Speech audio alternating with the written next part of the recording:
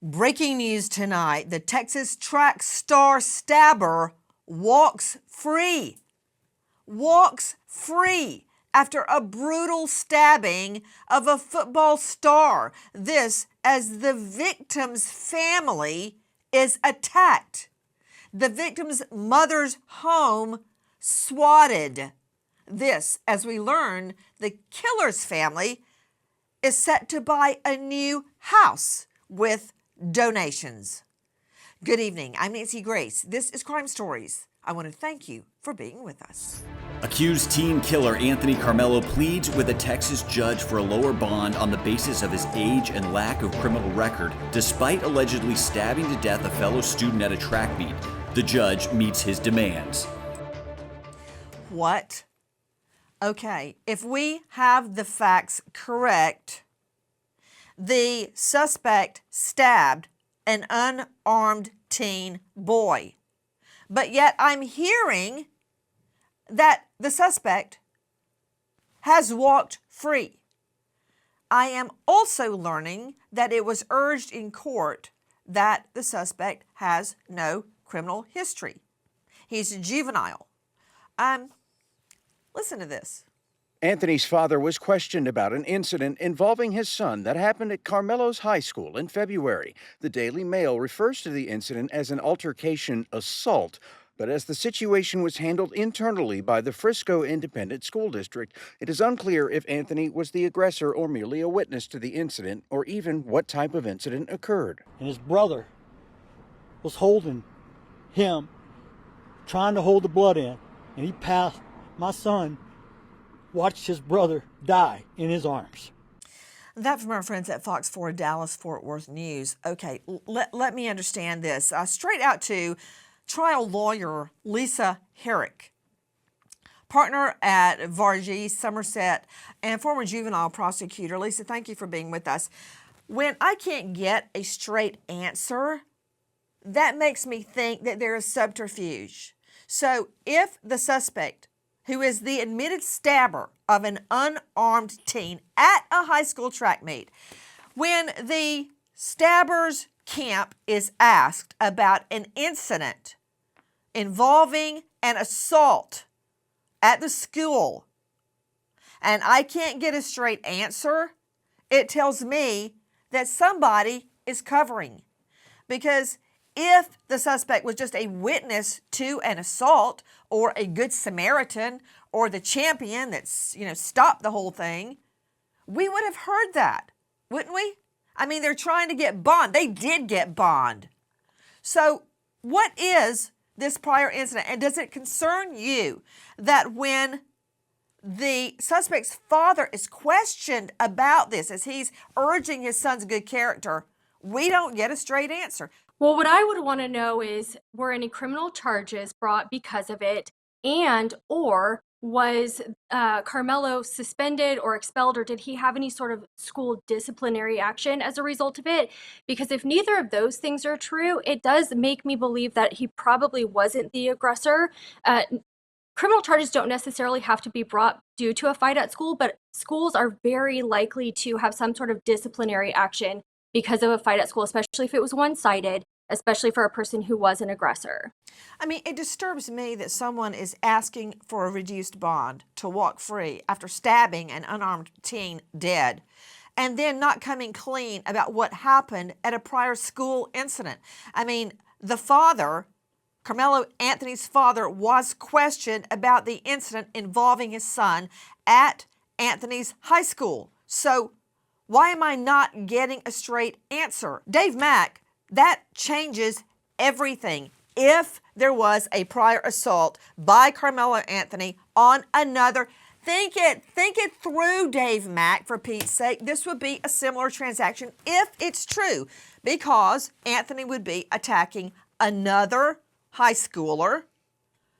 I'd like to find out if that victim was armed or unarmed. I'd like to find out if Anthony was armed or unarmed. The extent of the attack, did it rise to an aggravated assault with fists or feet? I don't know. Do we know anything, or was that completely glossed over in the bond hearing? We don't have an answer, right? It was completely glossed over in the hearing, Nancy. The question was, what happened? And the answer was nothing. It was like a tap dance. We cannot find out any information because it was handled by the school district, by their own investigation. And that's the only thing we know.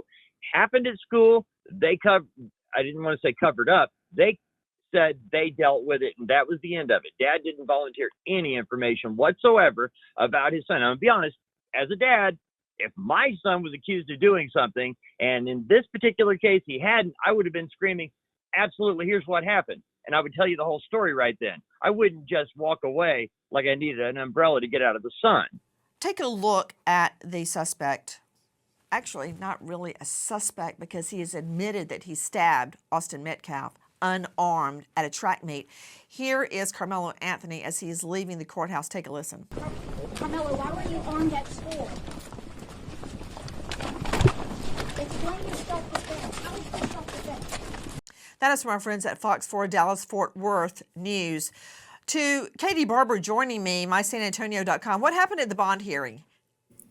His attorney was asked about the knife, and he refused to answer a question about it. He just said for unknown reasons, Karmelo brought the knife to the school. But the district attorney also acknowledged that it was for unknown reasons. So they're not prepared to go into that conversation, but it seems to be the most pressing comment or most pressing detail about the case right now. Okay, who asked who about why the knife was brought to the track meet? Howard's attorney was asked by the media after the hearing about this. And he just said it would be irresponsible for me or them to say why he brought the knife, and they're asking the public to withhold. Okay, so hold on, Katie Barber. Let me understand. I asked you what happened at the bond hearing, and you told me something that happened outside the bond hearing, but I want to follow up on that. You're telling me that Karmelo Anthony's lawyer was asked why Anthony brought a knife to the track meet. Do I have it right so far, Katie Barber? Yeah, he was asked why he brought the knife. Right, got it. Yes, got it. I got it the first time. So hold on right there. Lisa Herrick, veteran trial lawyer who has handled cases in juvenile justice. So the lawyer wouldn't answer why Anthony brought a knife to a track meet. Here's my question. I'm sure you're familiar with implicit intent to commit a crime. Are you not? Yes. For instance, if I say, okay, Lisa Herrick, I've got a gun, it's loaded, and now I'm going to kill you. Bam. That's explicit. It's stated, and the law recognizes that. But there is also implicit intent. For instance, if I reach into my gym bag and take out a knife and shove it into your heart, I don't have to say, Lisa, now I'm going to stab you dead. It's implicitly proven by my actions. I don't have to announce them. This is the problem Karmelo Anthony's lawyers are going to have. Implicit and explicit intent are equal in the eyes of Lady Justice. Under the law, they carry equal weight. Him bringing a knife and then using it to stab someone dead is implicit intent to commit a crime. That's why the lawyer wouldn't answer that question, Lisa Herrick. I think that's possibly why he wouldn't answer. I also would like to know what kind of knife it was. If we're talking about a large hunting knife, there's probably no reason why he should be carrying that. Maybe there is, and his attorneys just don't feel like disclosing that at this point. But if it's a small pocket knife or like a Swiss Army knife, maybe he carries that for other reasons. Maybe he just happened to have it in his backpack and used it for self-defense. We don't know what kind of knife it was at this point, or at least I don't know. And I think that makes a difference. I think that matters. You know what? I think you're right, Lisa Herrick. I think you're absolutely right. If it's a penknife or a folding knife, yeah, a lot of guys may carry those around. You're absolutely right. So the type of knife is going to be very important. It's my understanding it's a fixed blade. I don't know that. In other words, not a knife that you fold out. It's a knife with the blade attached, and it's not foldable. But we'll find out. That's a really good point. You know, isn't it interesting, Lisa Herrick, how one small fact can change the terrain, the topography of a case? Because if he shows up like a knife, for instance, out of the Brian Kohberger case, a fixed blade army knife, right? A military style knife with a sheath, that's much more menacing and much more of an implicit threat to commit a crime as opposed to a foldable penknife. You're absolutely right. I want to get back to the bond hearing. I want to find out why the admitted stabber of an unarmed boy at a track meet, for Pete's sake, a high school track meet, has walked free. Listen to this. Just before his bond hearing, Karmelo Anthony's family retains Mike Howard, a Dallas criminal defense attorney. The change of attorney is announced by the Next Generation Action Network, a nonprofit that is supporting Karmelo Anthony. Howard represents Anthony in court as the defense seeks to have bond for Anthony lowered from $1 million to $150,000. Prosecutors question Andrew Anthony, the father of the accused, why Karmelo Anthony should have his bond reduced when the family has already raised over $400,000 from a crowdfunding site. So, Dave Mack, let me understand what was happening in the bond hearing. There was a huge bond set because this is a murder case. That's how it's being prosecuted. The defense wants a bond hearing at which a lot of questions are not answered, but it's their motion. They're the ones that file for a lowered bond. Now we find out at this hour, the family, Karmelo Anthony, the stabber's family, has raised nearly $450,000. So why do they need the bond reduced? I don't get it. Because if the bond is $1 million, what a defendant puts up is 10%. That's $100,000. They've got nearly $500,000 raised by the public for the defense, not for the funeral, not for the dead victim's family, but for the defense. So why, Dave, did they need a bond lowered if they've raised more than enough money to pay their own bond? Actually, that was a question that came up during the bond hearing and was asked of Karmelo Anthony's father, Andrew. And Andrew Anthony said he does not have access to those funds. It's a very fine line here, Nancy, between what is truth and what is exact words. And technically, he does not have access to those funds himself. But according to what we've seen... Wait, what are you saying? The family is give, send, go, right? GSG. Yes. So it's in their name. Why don't they have access to it? His mother, Karmelo Anthony's mother, is on that account, and she would have direct access to that money. But what are Andrew Anthony is not. Are you saying that with a straight face? You're saying I am. The dad and the son are in court saying we can't access the nearly $500,000, but my mom can, but she's not doing it, so lower my bond? Are you serious? In the bond hearing, Karmelo Anthony's father is on the stand and is asked about the over $400,000 that in this give, send, go account. And he said, with a straight face, he does not have direct access to those funds. Now, Karmelo Anthony's mother, she is on the give, send, go account and does have access, but they didn't call her in the bond hearing.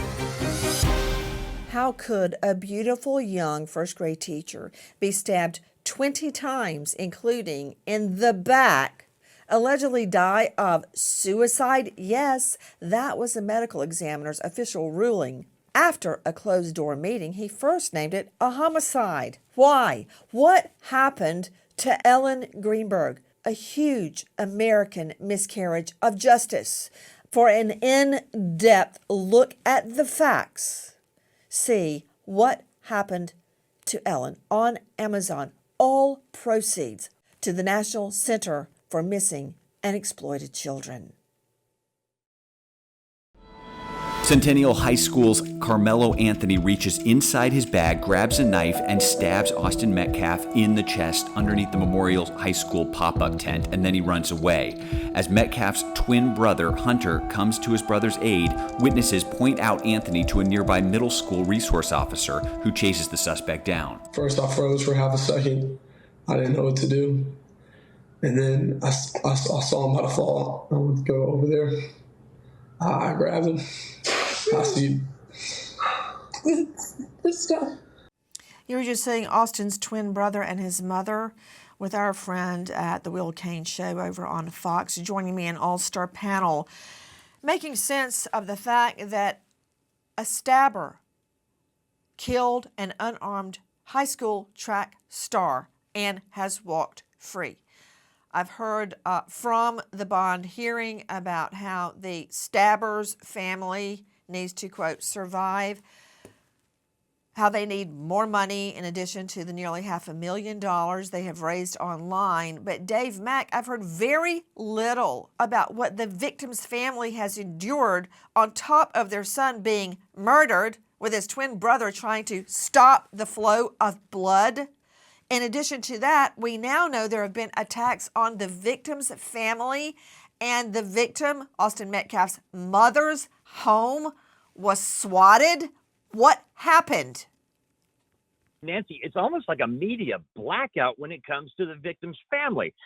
At 8 o'clock at night, SWAT, they get a 911 phone call giving the address of Austin Metcalf's mother and saying somebody has been shot in the mouth. And this person stays on the phone for an extended period of time until SWAT can get out to the residence. They surround it. They build up the whole blue shield around the home. They're trying to get in touch with Austin's mother, Megan, and they can't get her on the phone. Well, her phone isn't working right now. SWAT didn't know if she had been killed. They didn't know if there were people inside the house. They sent a drone inside this house that has been swatted, Nancy, to go through every little thing. And of course, they didn't find anybody in there, and they were able to clear the home. This is how this family is mourning, going through police, coming in thinking they're being held against their will and being trashed. Okay, let me understand, Dave Mack. You're talking about Austin Metcalf, the dead boy, his family, his mother's home was swatted. Someone calls police, an anonymous tipster, and says a victim has been shot in the mouth inside the home. You have that 100% correct. Maybe I'm projecting, but I recall when my fiance was murdered, I couldn't even think straight. I could barely form words. I felt like just howling like an animal. And this is a mother whose son, a twin, has been stabbed dead, who bled out in the rain at a track meet. And someone swats her home. I don't understand. Douglas Griffin joining me, senior police officer, president of the Houston Police Officers Union. That's saying a lot. 29 years on the gang task force. You've seen it all. Douglas Griffin, how is it that the victim's family has somehow become the bad guys in this scenario? I really don't understand it. There's so many questions to this case that you sit there and look at it and go, how did this happen? You have an individual that goes to the wrong tent, not even his school, to me, it's almost like he intended to start something somewhere in there. Then on top of that, where are all the coaches and the teachers and the staff? These track events, there's people everywhere. And for this to end up the way it did is just a tragedy, and it should never have happened. And I'm still dumbfounded by the fact that he was able to get a knife into a school facility like that. And why would you have it in the first place? So there's a lot of questions here that we have to answer. We have to look at the way the school is set up, the way the tents were set up, and why it was so easy for him to pull a knife from a bag and stab a student like that. You brought up a really good point, and I haven't thought this aspect through, and that is why, Douglas Griffin, I would spend so much time with my investigator Ernest and go over and over all the facts. I guess I knew it, but it's staring me straight in the face. Karmelo Anthony, the stabber, the confessed stabber, if he hadn't confessed to it, and by the way, I believe it's been caught on video, which I'm getting to, he's not alleged, he confessed to it. Yes, ma'am. All right. He walks into the tent during a track meet carrying his bag with a knife in it. It's very clear. I mean, we've all been to high school football games and track events. It was lightly raining, so they have a tent. It's very clear whose tent is whose. There's the colors of the school on the tent. There's all the teammates from that school under the tent. They're all wearing their uniforms from that school. It may even have the school's name on the tent. So Karmelo Anthony, the stabber, walks into the tent with a concealed knife. Why? Just as you said, why would you go into the other side's tent with a knife if you were not looking for trouble?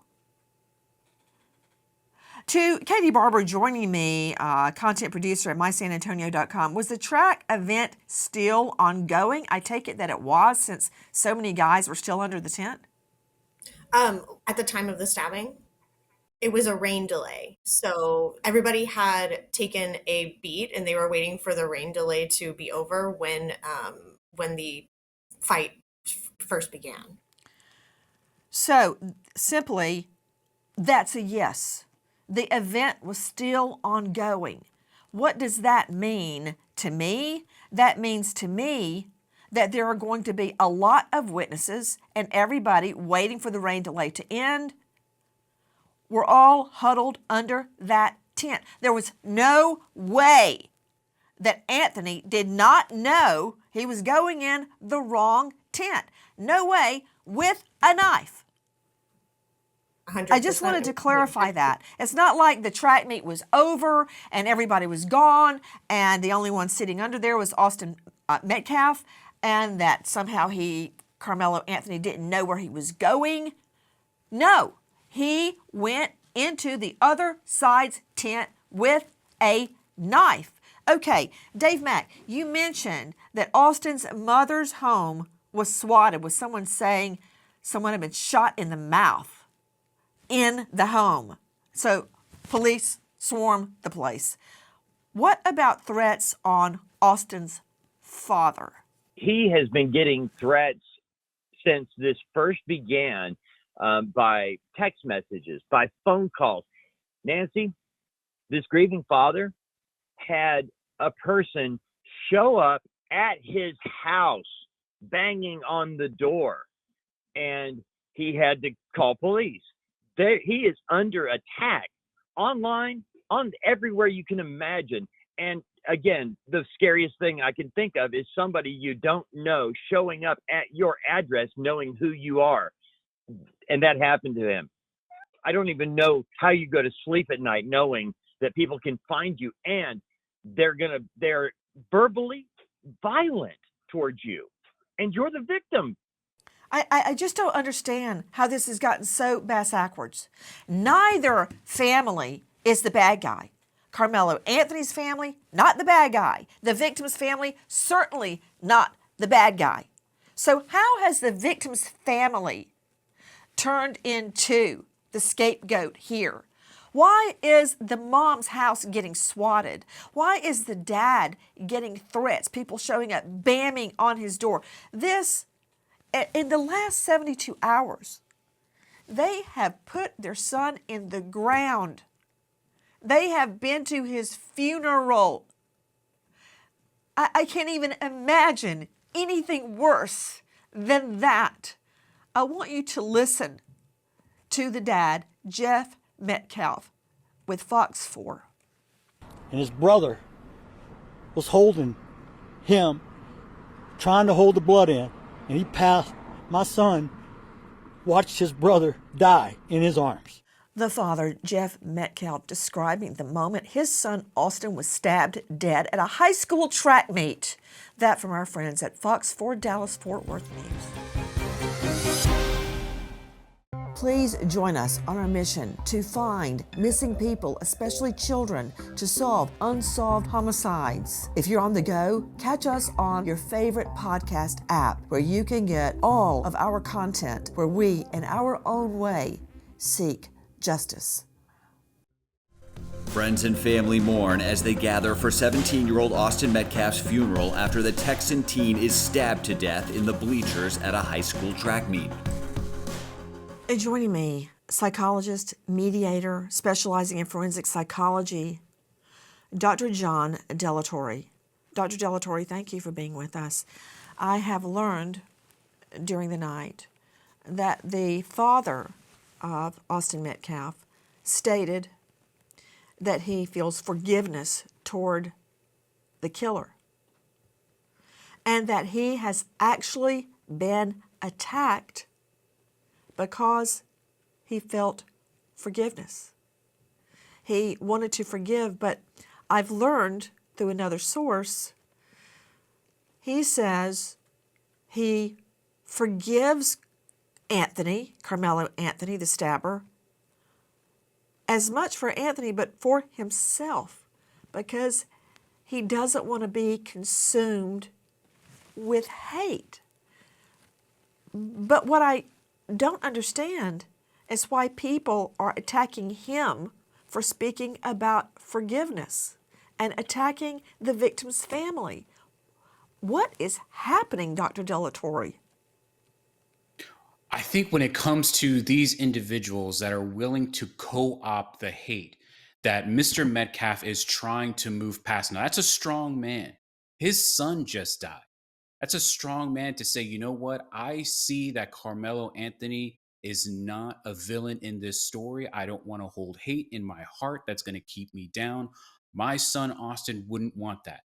But there are other individuals who would say, no, you have to be angry. You have to be mad. And I'm going to show you what it means when you act mad. So they're trying to co-opt this tragedy, right? And make people understand that the only thing to feel is hate. And Mr. Metcalf doesn't want any of that. But because he doesn't want any of that, and these people expect him to feel it, they're now willing to target him for not feeling the way that they expect him to feel, the way that they want to feel.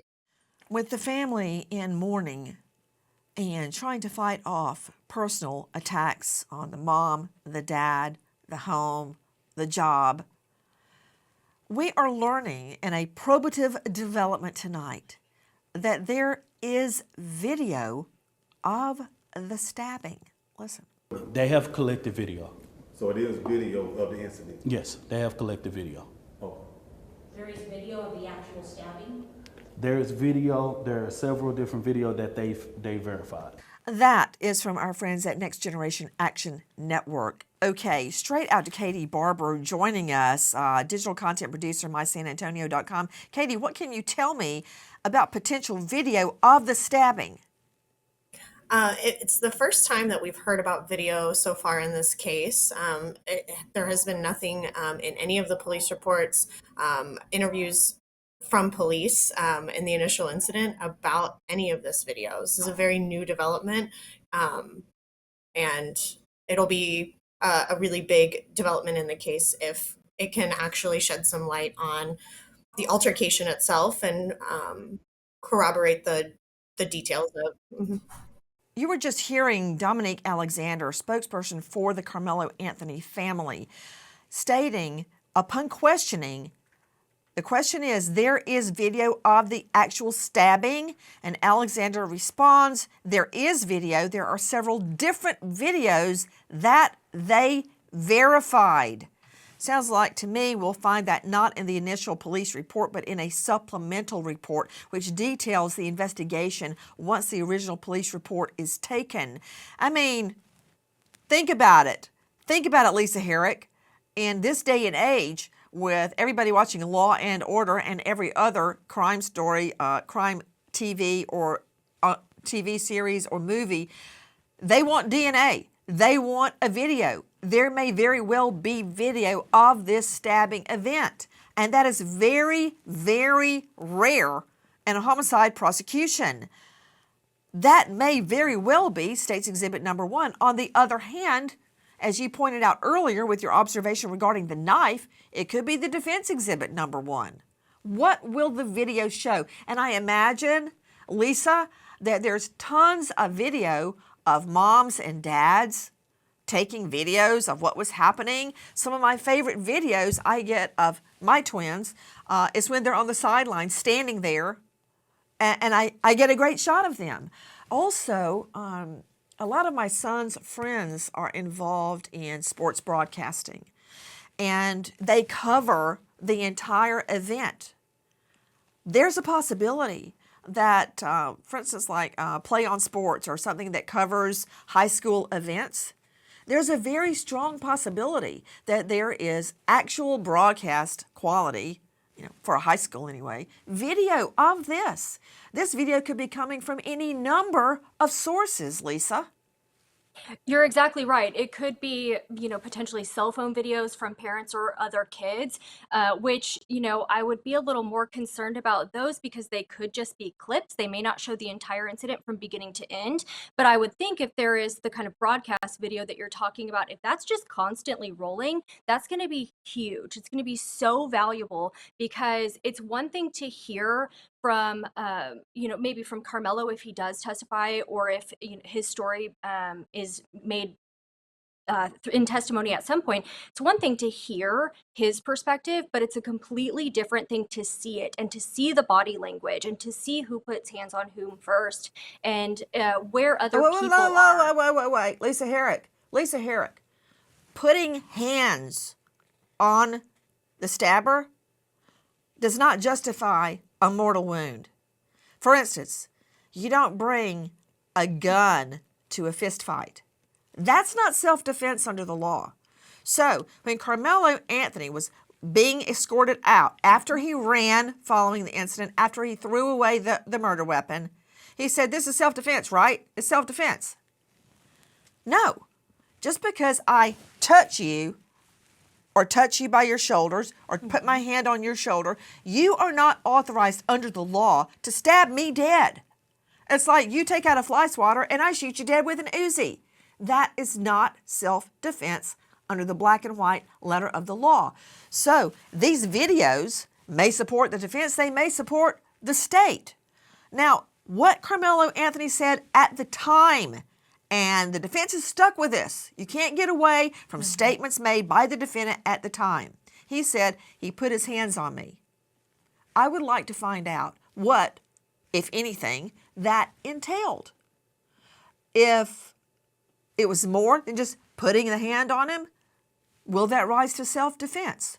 Probably not, because a weapon was used versus a fist fight or a touch. That is never self-defense under the law. And one other thing you mentioned, that there would be a problem with clips of what happened because it won't show the whole thing. Disagree. Even clips leading up to, during, or after are probative. A mom or a dad doesn't have to take the video of the whole incident for there to be a video that is contemporaneous with the stabbing. So I think all video clips or photos will come in, and it will be up to the lawyers to argue completion. Yes, absolutely. I agree with you that any video or like even you mentioned photos will be valuable. I think they'll be probative, and I do agree that they will most likely be admitted if this does go to trial. I think the most valuable videos that exist would show everything from beginning to end, just so there's nothing that's left out. There's nothing that would be misinterpreted, so nobody can say there's something that happened prior to the video rolling. We would know. We'd be able to see. 17-year-old football star is brutally stabbed to death at a high school track meet, and his accused killer has now been granted a lower bond. The disinformation that is going online is hurting this case, and it has to stop.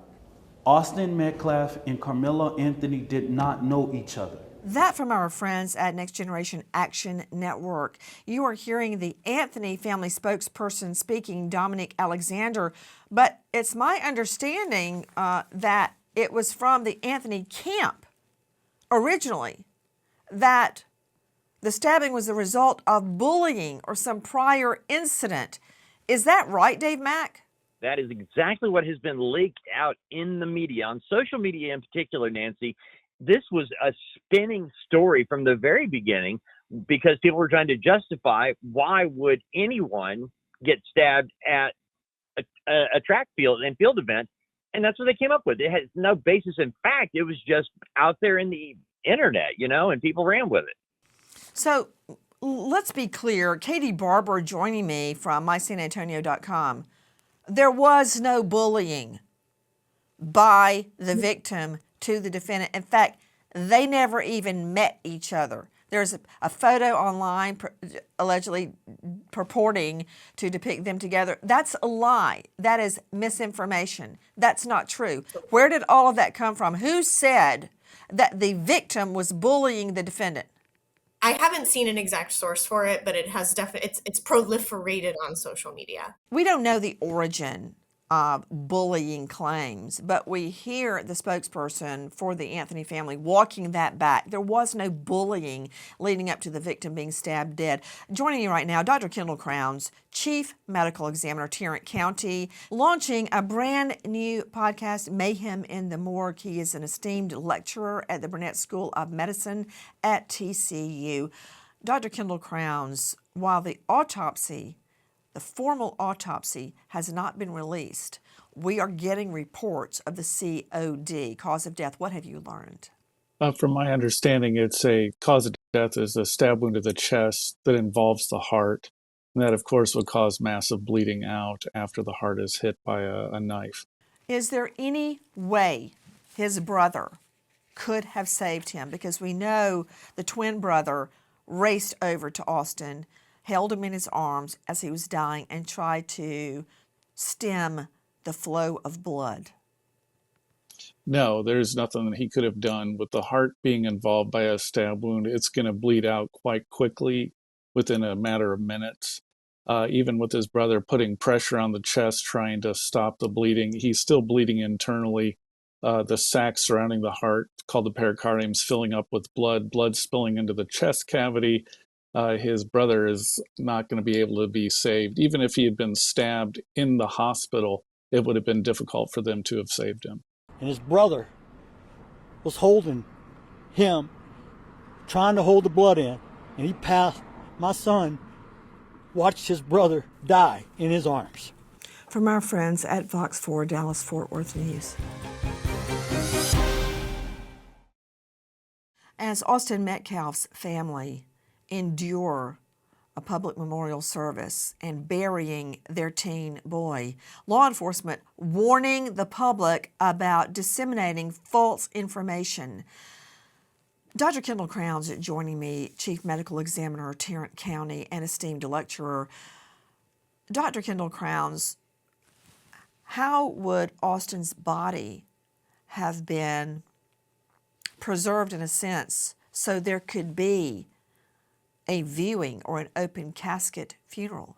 Well, the incisions made at autopsy, the Y-shaped incision on the chest, is covered up by the clothing, and that would also the wound to his chest from the stabbing would be sutured closed by the embalmers or the funeral home, and that would be covered up as well. So that's covered up with the clothing.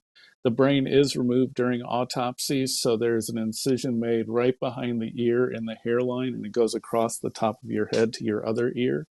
And that way, since it's in the hairline, it's covered up when the funeral home puts it back together. And also when the head's laid in the pillow, the incision line is covered up as well. So they can have an open casket without much problems.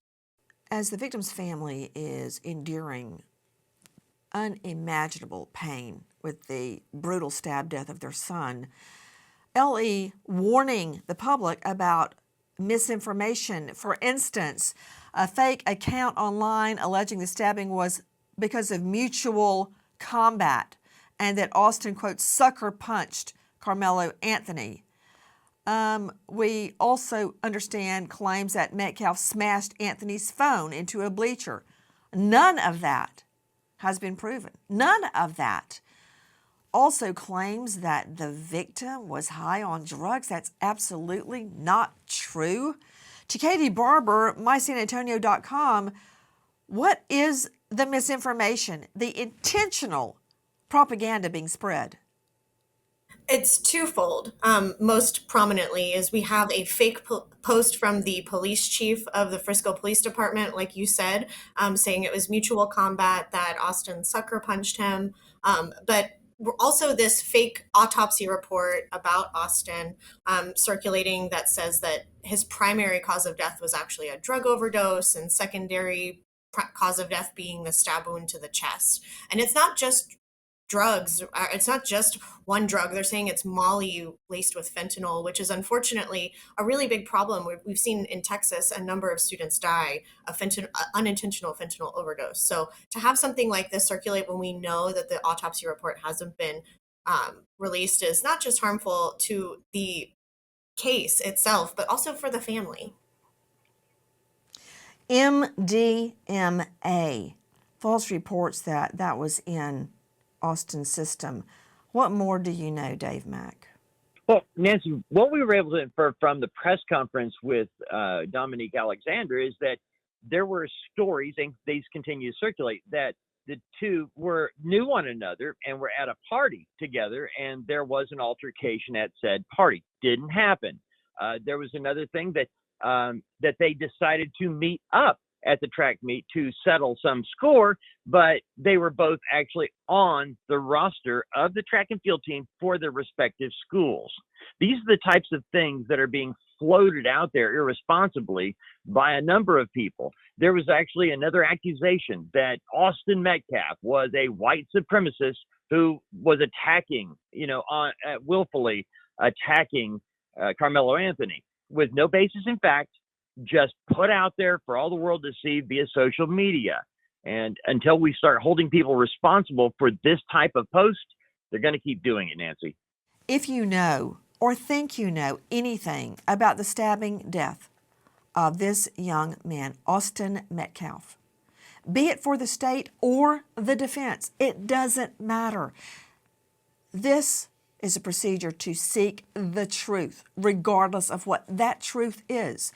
If you know or think you know, if you know of video, or if you have video or photos, please call the tip line 972-292-6000. Repeat, 972-292-6000. We wait as justice unfolds. And now we remember an American hero. Deputy Mark Anderson, Olmsted County Sheriff, Minnesota, passed away in the line of duty. 11 years with law enforcement. Leaves behind grieving partner Deborah and daughter Samantha. American hero, Deputy Mark Anderson. Thank you for being with us. Nancy Grace, signing off. I'll see you tomorrow night, 6 and 9 o'clock sharp Eastern, and until then, good night, friend.